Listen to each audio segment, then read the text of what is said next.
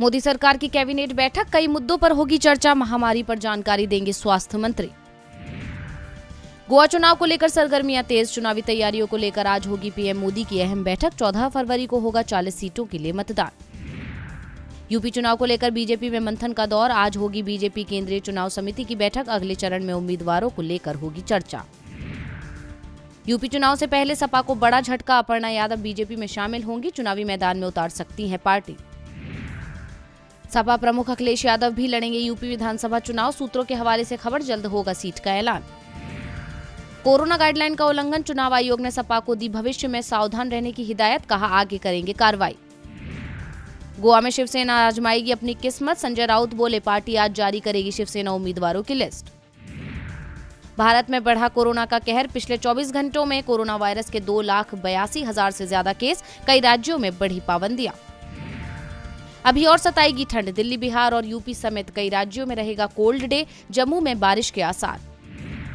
भारत और दक्षिण अफ्रीका के बीच वनडे सीरीज आज से होगी शुरू, 3 वनडे सीरीज खेलेगी टीम इंडिया, केएल राहुल के साथ ओपनिंग करेंगे शिखर धवन।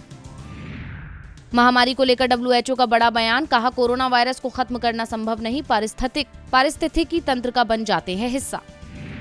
वैश्विक पर्यटन पर कोरोना ने डाला गहरा असर, यूएन एजेंसी ने कहा 2024 से पहले हालात सुधरने के नहीं आसार।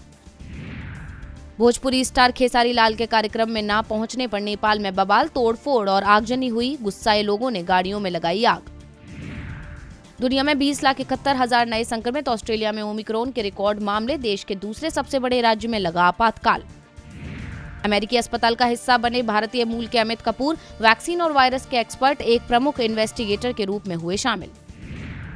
बाजार खुलते ही गिरावट हावी, सेंसेक्स 200 अंक से ज्यादा गिरकर 60,543 पर, निफ्टी 18,129 पर खुला। महामारी का व्यापार पर गहरा असर, दिल्ली के सदर बाजार में ऑड इवन नियम मानने को कारोबारी तैयार नहीं, कहा हो रहा है बहुत नुकसान। 5G से विमानों को खतरा, एयर इंडिया की यूएस की कई उड़ानें रद्द, लैंडिंग ब्रेक को लेकर जारी किया गया अलर्ट।